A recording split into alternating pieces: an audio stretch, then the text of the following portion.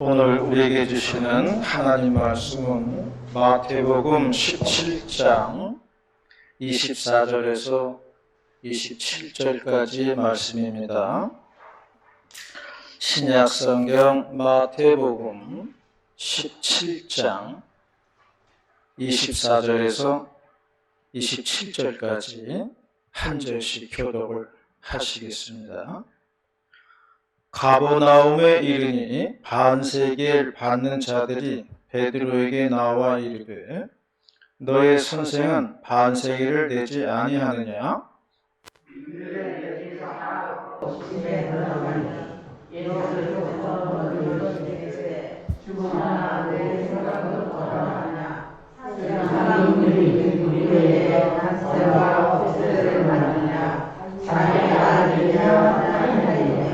베드로가 이르되 타인에게니이다. 예수께서 이르시되 그렇다면 아들들은 세를 면하리라.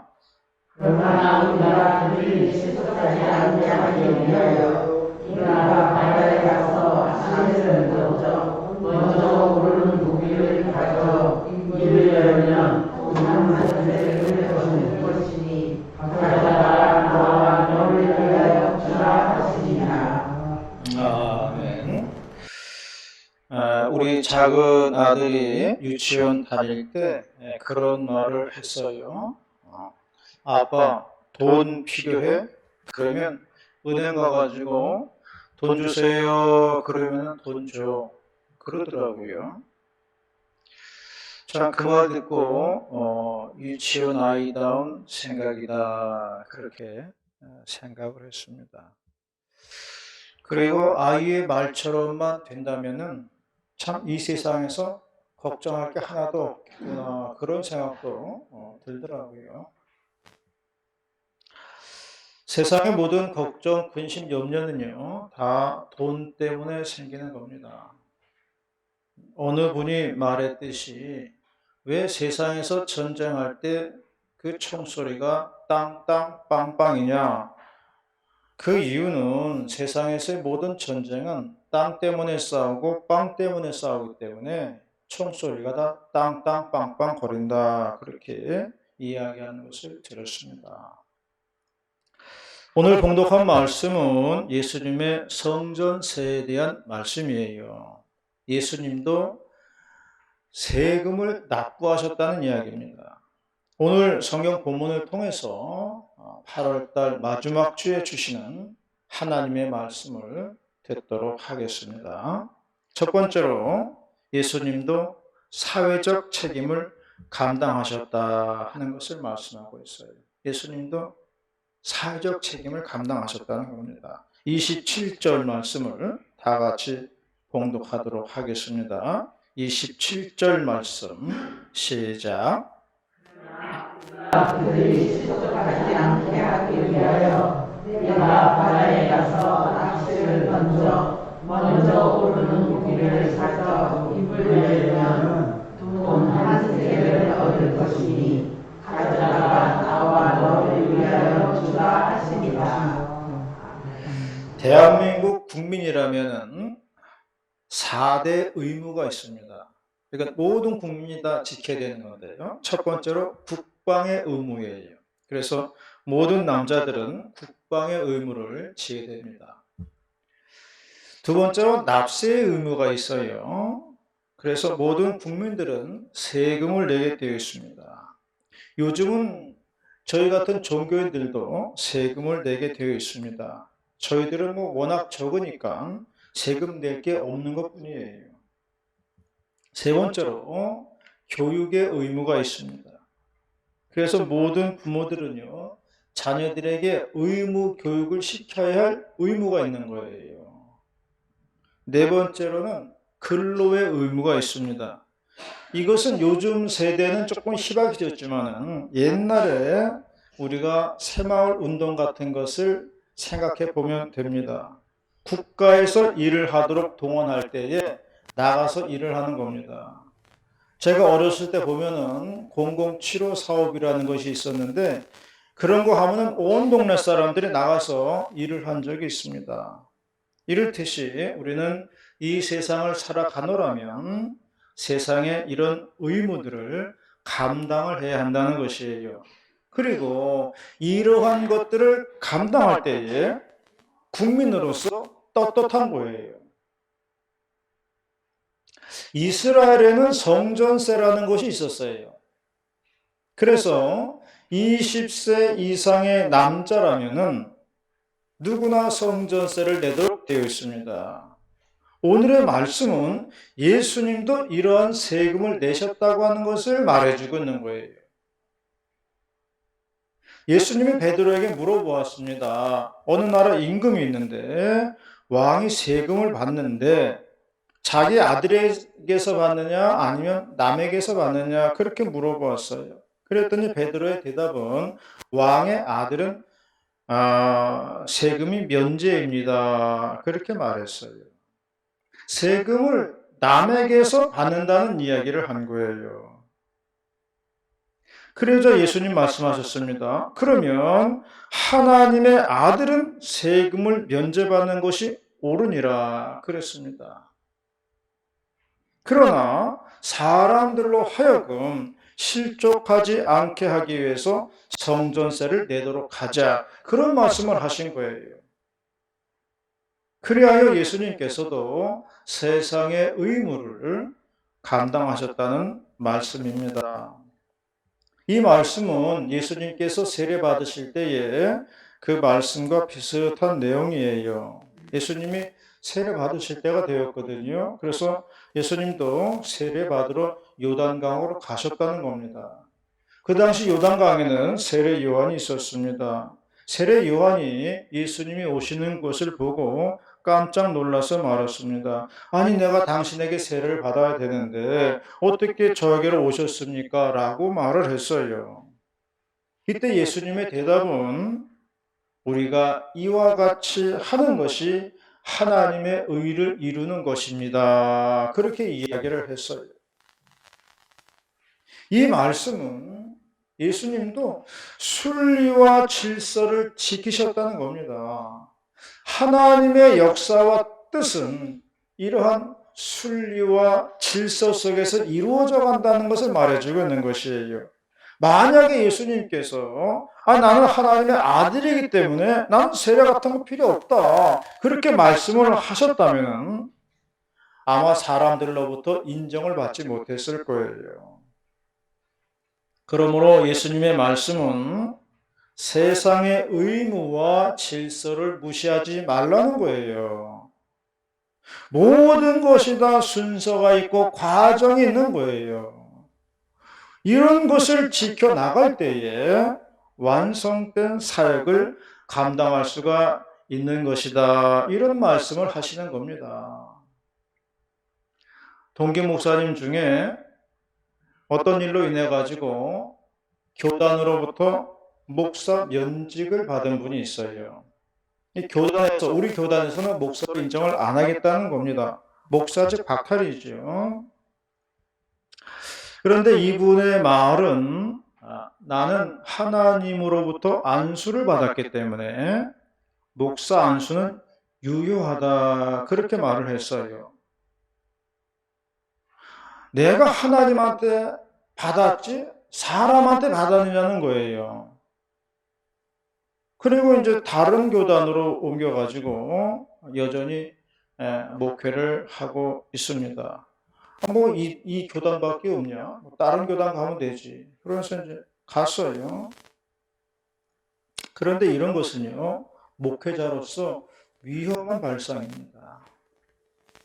사회의 질서와 순리를 지키지 않은 목회자를 누가 믿고 따르겠냐는 거예요. 사회의 질서와 순리를 순종하지 않는 목회자를 따를 사람이 없어요. 먼저 지키라는 겁니다. 먼저 지켜야 된다는 거예요. 남이 인정을 해줘야 인정받는 거지. 자기 스스로 인정하는 것은 아무런 의미가 없는 거예요. 뉴스에 보니까 캄보디아 근로자 여러 명이 증발을 했다는 겁니다. 이유를 알아보니까 이들은 캄보디아의 이상한 종교단체의 회원이었어요. 사이비 단체의 회원입니다. 그런데 그 사이비 종교단체에서 말하기를 조만간에 지구 종말이 온다는 거예요. 그러므로 전부 본국으로 귀국을 해야 된다. 그런 말을 했다는 것입니다. 그래서 이 사이비 종교를 신봉하는 이 근로자들이 자신이 일하는 사업장을 무단 이탈을 했어요. 잠적을 했습니다. 공사장에서는 공사를 해야 하는 것이고요. 농촌에서는 농사를 해야 되는 거예요. 그런데 일할 사람이 없는 거예요. 잘못된 것을 믿는 것 때문에 사회적인 책임은 나 몰라라 하는 겁니다. 이것이 이단 사이비 종교의 문제점이에요. 사회에 대한 책임의식이 하나도 없는 겁니다. 예수님도 사회 질서를 따르신 분이라는 거예요. 때가 돼서 요단강에 가서 세례를 받으셨어요. 20세 이상의 남자라면 성전세를 내야 했습니다. 예수님도 내셨다는 겁니다. 지켜야 할 의무를 회피하지 않으셨다는 겁니다. 사람들은요, 자기 자신의 의무를 감당할 때 거기에서 권위가 나오는 거예요. 권위는 우리가 우리의 의무를 감당할 때 나오는 겁니다. 그러므로 우리는 우리의 의무를 잘 감당해야 할 줄로 믿습니다. 그럴 때에 하나님이 나를 세워주는 거예요. 하나님이 나에게 권위를 주시는 거예요. 그러므로 나의 책임과 의무를 잘 감당하여서 하나님이 주시는 권위를 덧입는 저와 여러분이 되시기를 바라겠습니다. 두 번째로 말씀하는 것은 하나님은 문제의 해결 방법을 가지고 계시더라 하는 것이에요. 하나님의 해결 방법이 있다는 겁니다. 27절 말씀 다시 한번 봉독하도록 하겠습니다. 27절 말씀 시작. 그러나 우리가 그들이 실족하지 않게 하기 위하여 내가 바다에 가서 낚시를 먼저 오르는 고기를 가져 입을 열면 온 한 세계를 얻을 것이니 가져와 나와 너를 위하여 주시니라. 성전세를 내기 위해서는 돈이 필요합니다. 이때 예수님의 말씀은 베드로에게 가서 낚시를 하라 그랬어요. 낚시를 가라 그랬습니다. 그래가지고 먼저 걸려 올라오는 놈의 입을 열면 거기에 동전 한 세겔이 있을 거라는 거예요. 그러면 그 돈을 가지고 가서 너와 나의 성전세를 내라 그랬습니다. 이 말씀에 대해서 우리가 해석을 잘해야 됩니다. 이거 우리가 잘 들어야 돼요. 자, 장로님하고 황 집사님하고 낚시를 좋아하셔요. 그래서 평생 동안 낚시를 던졌지만은 여태까지 물고기 입에서 동전이 나온 적은 없을 거예요. 그러면 어떻게 해서 이렇게 될 수가 있었다는 건가? 아니, 그 물고기는 입에다가 동전을 물고 있다가 낚싯바늘을 물었다는 건가?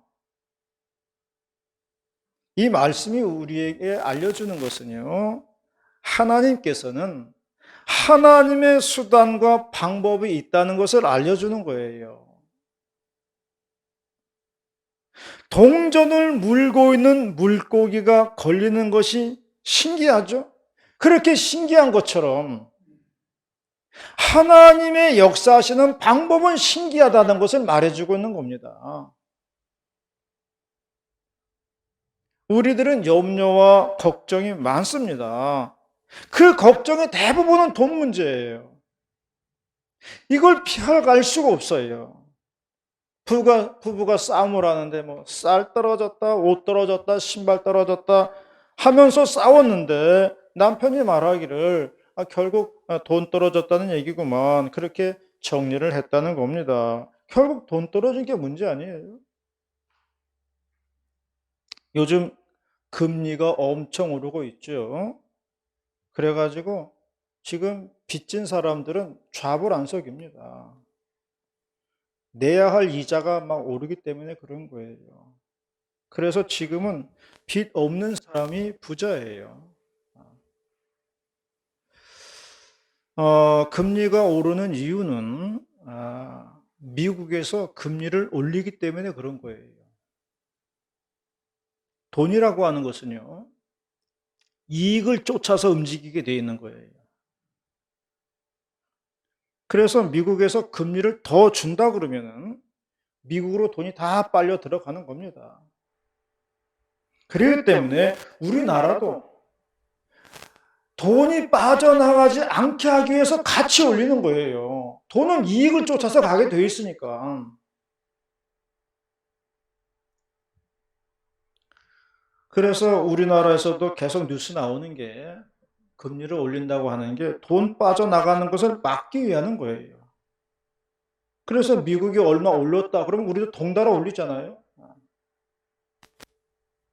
그러면 왜 미국은 금리를 자꾸 올리는가? 코로나 때문에 돈을 너무 많이 풀어놨어요. 그러다 보니까 물가가 상승을 했어요. 돈이 많이 풀리니까. 시중에 돈이 너무 많이 풀려가지고 물가가 상승을 하니까 이 돈을 회수를 해야 되는 거예요. 회수라는 방법은 금리를 올리는 겁니다. 그래서 은행으로 이걸 다 끌어들여야 돼요. 그건 금리를 올리는 수밖에 없는 거예요. 은행으로 다 끌어들이기 위해서. 그래서 물가를 잡겠다는 거죠. 그러다 보니까 우리나라도 덩달아서 미국으로 돈이 빠져나가지 않게 하려고 같이 올리는 겁니다. 이게 요즘 이야기하는 계속 뉴스에서 나오는 금리 인상의 문제예요. 세계에서 최고 부자들은 유대인들입니다. 유대인들은 어려서부터 돈에 대한 교육을 시킨다고 그래요. 그리고 유대인들은 이제 성인이 되면은 친척들이 다 돈을 모아가지고 거금을 이렇게 모아서 준다고 그래요. 그러면 그걸 가지고 자기가 관리를 하면서 돈에 대한 이해를 시킨다는 겁니다. 뭐 어떤 애들은 뭐 다 잃어버리는 사람도 있을 거예요. 그런데 어떤 사람은 그걸 잘 관리해가지고 늘리는 사람도 있다는 겁니다. 그렇게 하면서 돈에 대한 눈을 뜨는 거예요. 어린 나이에서부터. 그래서 어느 분이 하는 말은 우리나라도 학교에서 돈에 대한 교육을 좀 시켜야 된다는 겁니다. 그래서 이 돈을 알아야지만 우리가 살 수가 있다는 거예요. 우리는 뭐 학교 다닐 때 돈에 대해서 배워본 적이 없습니다. 돈을 어떻게 벌어야 되는 건지, 어떻게 돈을 관리해야 되는 건지, 어떻게 돈을 모아야 되는 건지, 어떻게 써야 되는 건지, 이런 것에 대해서 배워본 적이 없어요. 그래서 그저 있으면 실컷 쓰고, 없으면 그냥 노숙자 되는 겁니다. 돈을 무서워할 줄은 몰라요. 돈이라고 하는 것은 잘못 쓰면 자기 목숨까지도 날아가는 겁니다. 그렇게 무서운 건데도 이런 것에 대해서 교육을 받아본 적이 한 번도 없어요.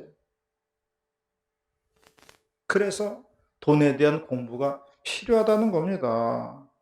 우리의 모든 문제는 여기에서부터 시작하기 때문에 그런 거예요. 그런데 예수님이 말씀하시는 것은 성전세를 내기 위해서 물고기를 잡아라. 그 물고기 입에서 동전 한 입을 꺼내라는 겁니다. 알 수 없는 방법이에요. 우리로서는 알 수 없는 방법입니다. 바로 이걸 얘기하는 거예요. 하나님께서는 알 수 없는 방법으로 문제를 해결하시겠다는 겁니다. 방법도 안 보이고 갈 길도 안 보이고 어두운 터널 같은 내 인생이지만은 하나님은 내 인생의 문제에 답을 가지고 계시더라. 이걸 얘기하고 있는 겁니다. 하나님의 수단과 방법이 있다는 것을 말씀해 주고 있는 거예요. 오래전에 전 권사님 손주가 유치원 다니던 시절에 바지에 똥을 싼 적이 있어요. 교회에 왔는데 화장실에 가야 되는데 화장실에 누가 들어가가지고 오래 있는 거예요. 그래서 나오기를 기다리다가 손주가 참지 못해가지고 그만 바지에다 응아를 하고 말았어요. 그래서 애 아버지가 와서 뭐 치우고 뭐 한바탕 그런 적이 있었어요. 그때 제가 손주에게 해준 말이 있습니다. 그 손주에게 해준 말이 있어요. 네가 앞으로 어려운 일을 만나거든 혼자 끙끙대지 말고 혼자 고민하지 말고 주변에 있는 어른들에게 도움을 요청해라. 그러면 어른들이 해결해 줄 거다. 어른들은 다 방법이 있다. 혼자 고민하고 끙끙대고 괴로워하지 말고 항상 어른들에게 도움을 요청해. 그렇게 제가 얘기를 해 주었습니다. 어린아이가 얼마나 혼자서 괴로워했을까요? 그런데 어른들에게 도움을 요청했다면 얼마든지 해결할 방법이 있는 겁니다. 밖에 화장실도 있고요. 전 급하면 밖에 나가서 그냥 마당에다 응아를 하고 나중에 삽으로 치워도 되는 거예요. 그건 문제거리도 아니에요. 그러나 어린 당사자에게는 절박한 문제입니다.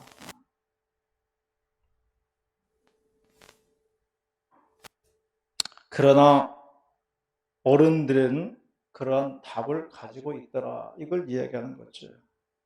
마찬가지로 내 인생의 문제가 너무 커다랗게 보입니다. 태산 같은 벽이 앞을 가로막고 있습니다. 그러나 하나님 보시기에는 그것도 아무것도 아닌 것일 수도 있어요. 그런 문제는 하나님 앞에서는 식은 죽 먹는 문제일 수 있습니다. 그러므로 나 혼자 괴로워하지 말아야 됩니다. 나 혼자 끙끙대고 고민하면 안 되는 거예요. 모든 문제를 하나님께 맡겨드려야 하는 겁니다. 그러면은 물고기 입에서 동전 한 입을 꺼내는 그런 신비스러운 방법으로 우리는 해결 방법을 찾게 된다는 것을 말해주고 있는 겁니다. 여태까지 우리가 살아온 게 신비한 거 아니겠어요? 신비를 다른 데서 찾을 필요가 없어요. 저도 제 인생 쭉 돌아보니까요. 이제껏 살고 있는 게 신비예요. 여태까지 살아가고 있는 게 신비입니다. 신비라는 게 특별한 거 아니에요. 그러므로 하나님의 놀라운 역사하심을 체험하는 우리 모두가 되시기를 바라겠습니다. 마지막으로 말씀하는 것은 베드로와 같은 믿음의 고백이 있어야 한다 하는 것이에요. 베드로와 같은 믿음의 고백을 하자 하는 겁니다. 24절과 25절 말씀을 다 같이 봉독하겠습니다. 24절과 25절 시작. 아브라함의 이름이 안색을 받는 자들이 베드로에게 나와 이르되 너의 성경은 안색을 내지 아니하냐 이르되 내신다 하고 집에 들어가니 예수께서 먼저 이르시되 시몬아 내 생각이 어떠하냐 세상의 분들이 누구에게 안색과 뜻을 받느냐 자기의 아들이나 아니냐. 가버나움에 이르니 그랬습니다. 예수님이 거주하시던 동네가 가버나움이에요. 우리 교회는 거물대리에 있죠. 마찬가지로 예수님이 사시던 동네가 가버나움이었습니다. 우리는 거주하는 곳에서 세금을 냅니다. 이게 주민세예요. 우리가 거주하는 동네에서 내는 것이지요. 그래서 가버나움에 이르니라고 되어 있어요. 사는 동네에 들어오니까 성전세 받는 사람이 물어본 겁니다. 너네 스승은 세금 안 내시냐? 그런 거예요.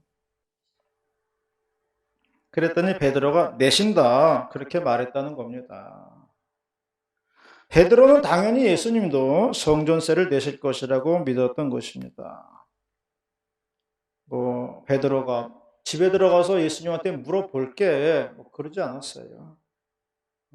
예수님 내신다 이렇게 이게 베드로의 대답입니다. 예수님이 하신다는 겁니다. 이게 베드로의 믿음인데요. 우리들도 예수님이 하실 것이라는 그런 믿음이 있어야 한다는 것입니다. 같은 17장인데요. 앞부분에 보면 이런 내용이 있어요. 귀신 들린 아이를 고치신 치유 기사가 나오는데요. 아이의 아버지가 먼저 제자들에게 문제 해결을 요청을 했습니다. 아이가 간질로 고생을 하는데 불에도 넘어지고 물에도 넘어지고 하니 고쳐 주옵소서 그렇게 요청을 했어요. 그런데 제자들은 그 요청에 응답하지를 못했습니다. 예수님은 됐는데 자신들은 안 됐다는 겁니다. 그래서 예수님에게 그 이유를 물어보았어요. 우리는 왜 안 됐습니까? 왜 요청에 응답을 못했습니까? 그렇게 물어보니까 예수님의 대답은 뭐냐면 너희들의 믿음이 작은 까닭이다 그렇게 말했어요. 너희들이 믿음이 작아서 그랬다. 겨자씨만한 믿음만 있어도 되는데 믿음이 부족하다는 것입니다. 그러므로 우리는 베드로의 대답에서 믿음을 배워야 하는 것이에요. 예수님이 내신다. 예수님이 하신다. 예수님이 해결하실 거다. 이런 믿음의 대답을 할 수 있어야 한다는 겁니다. 내가 하는 것이 아니라 예수님이 하신다. 예수님이 주시는 힘으로 한다. 이런 고백을 할 수 있어야 한다는 겁니다. 그게 믿음이라는 거예요. 제가 보는 그 까로나 TV의 정인유 선생, 캄보디아에서 한글 학원을 운영하다가 아버지는 치매에 걸리시고 어머니는 유방암 수술을 받기 위해서 한국에 왔습니다. 그래서 이 남자가 혼자서 아버지, 엄마 밥 해드리고 간호하고 그러더라고요. 남자 혼자서. 학원은 잠시 다른 사람의 손에 맡기고 인천에서 집을 하나 얻어가지고 아버지 치매 간병, 어머니 항암 치료 간병을 합니다. 내가 볼 때는 최악의 인생 고난이에요. 이런 고난도 없는 거죠, 사실은. 그래서 카톡으로 몇 장 이제 적어서 보내요. 그러면 답장이 오는데 그러더라고요. 그래도 저보다 어려운 사람도 또 있을 거예요. 그런 얘기를 하더라고요. 자기보다 어려운 사람이 세상에 어디 있겠어요. 사람이 굉장히 긍정적입니다. 믿는 집안인지라 온 가족이 근처의 작은 개척교회에 나가서 예배를 드립니다. 유방암 수술을 받은 어머니도 긍정적인 분이에요. 항암 치료 때문에 머리가 막 듬성듬성 빠진다고 그러더라고요. 그러니까 미용실에 가가지고 아예 그냥 머리를 싹 밀어달라고 했습니다. 그래서 스님 머리가 되었어요. 그러면서 하는 말이 여름이라 더 시원하더라 그런 말씀을 하였습니다. 그걸 보면서 야, 이것이 믿음의 힘인가 그런 생각을 했어요. 믿음이 없다면 벌써 비관하고 원망을 했을 거예요. 그런데 최악의 인생의 위기 앞에서도 웃음을 잃지 않고 그 유튜브 촬영을 하더라고요. 아, 저것이 믿음이구나. 저것이 믿음의 힘이구나. 믿는 사람은 저런 마인드가 있어야 되겠구나 하면서 제가 오히려 배우고 있어요. 믿음이라고 하는 것은 어려운 고난을 이겨내는 것입니다. 이것이 믿음의 힘입니다. 어려운 환경 속에서도 예수님이 함께 한다는 것을 믿는 겁니다. 그분을 의지하여 그분의 힘으로 살아가는 거예요. 이것이 믿음입니다. 겨자씨 믿음을 간직하시기를 바랍니다. 요란하지는 않을지라도 언젠가는 크게 자라가지고 새들이 깃드는 나무가 될 것입니다.